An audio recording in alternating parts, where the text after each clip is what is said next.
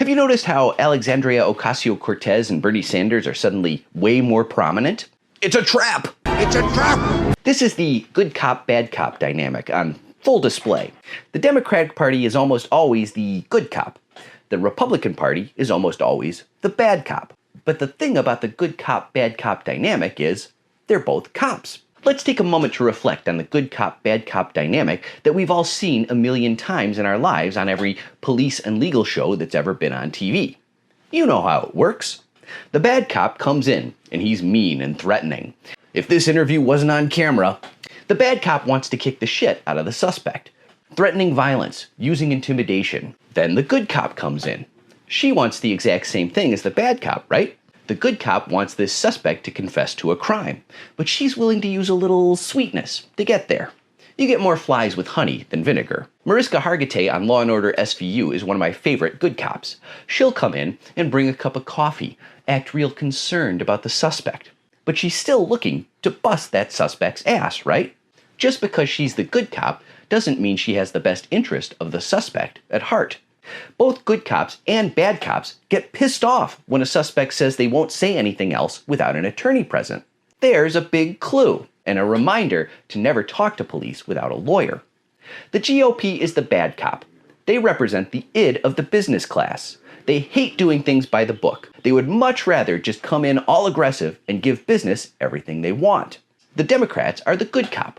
They agree that the business class should get whatever they want, but they think it should be nice. They're willing to lie to your face. The Democratic Party want to pretend that when Bernie and AOC criticize the rich or point out inequity in our system, that the party actually cares about those things. Don't believe it for a second. Bernie and AOC don't represent the Democratic Party. Establishment Democrats hate what Bernie and AOC represent. An end to the big money gravy train. Because if the party were to start moving left and caring about any of the things that Bernie or AOC say they care about, the party would lose their well-financed political sponsorships. And they don't want that. Which is why the Democratic Party admitted in court that it cheated to prevent Bernie Sanders from winning the 2016 primary against Hillary Clinton. And Judge Williams Locke said that was all perfectly legal. So if you're imagining a scenario where Bernie or AOC get another bite at the apple, pulling the entire party left, you're dreaming. That is a clear case of fool me once, shame on you. Like George W. Bush said. Fool me once, shame on you. If fool me, we can't get fooled again. Can't fool me again. Because the name of the game is good cop, bad cop. Because money drives our political system, not public interest. And if the public is interested in moving left or in a socialist direction, the Democratic Party only exists to trick you into wasting your votes on them.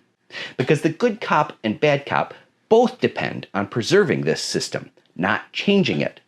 Both major parties in our two-party system get almost all of their financial support from the same class of people, the rich. And the rich don't want to change our system. The rich don't want to have less power or money or privilege, and they aren't going to stand by and let either major party change anything important. Don't fall for it. Please give a like, follow, favorite, repost, and follow my Linktree to sign up for my Substack.